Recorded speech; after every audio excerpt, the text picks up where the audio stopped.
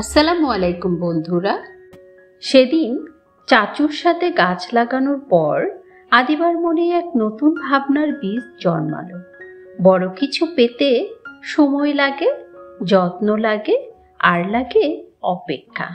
চলো শুরু করি আজকের গল্প। এক সকালে আদিবা জানালার পাশে বসেছিল। হঠাৎ দেখে কিছু ছেলে মেয়ে স্কুলে যাচ্ছে।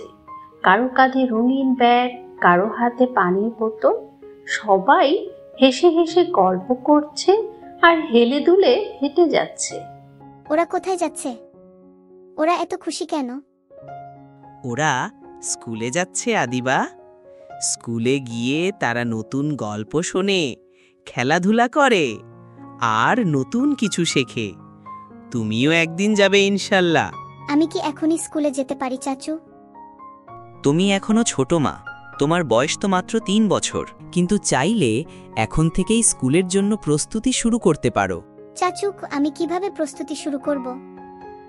যেমন তুমি চাচুর সঙ্গে গাছ লাগানোর আগে বীজ জমিয়েছিলে, ঠিক তেমনি তুমি এখন থেকে অল্প অল্প টাকা জমিয়ে একটা সুন্দর স্কুল ব্যাগ, পানির বোতল, এমনকি তোমার প্রিয় টিয়া পাখির খেলনাটাও কিনতে পারবে। আচ্ছা, তাহলে তো বাবা অনেক খুশি হবে। হ্যাঁ, নিশ্চয়ই খুশি হবে। তাহলে আজ থেকেই শুরু হোক তোমার সঞ্চয়। আদিবা ও চাচু একসাথে হাসতে হাসতে টাকা ফেলছে আর বলছে, সঞ্চয়ের হংসী। সঞ্চয়ের হংসী। সঞ্চয়ের হংসী দেখে বাবা মুখে হাসি নিয়ে বললেন, মাশাল্লাহ আদিবা, তুমি তো সত্যি দারুণ কাজ করেছ। ছোট বয়সেই এমন সঞ্চয়, এমন লক্ষ্য। আল্লাহ তোমাকে আরও হিকমা দান করুন। আদিবা সঞ্চয়ের হংসীকে আরো ভালোবেসে জড়িয়ে ধরল, কারণ এখন সে জানে প্রতিটি ছোট ভালো কাজ একদিন অনেক বড় কিছুতে পরিণত হবে ইনশাআল্লাহ। আজকের শিক্ষা, মাশাআল্লাহ বলা হয় ভালো কাজ ও সুন্দর অর্জনের সময় আল্লাহর প্রশংসা ও কৃতজ্ঞতা প্রকাশে।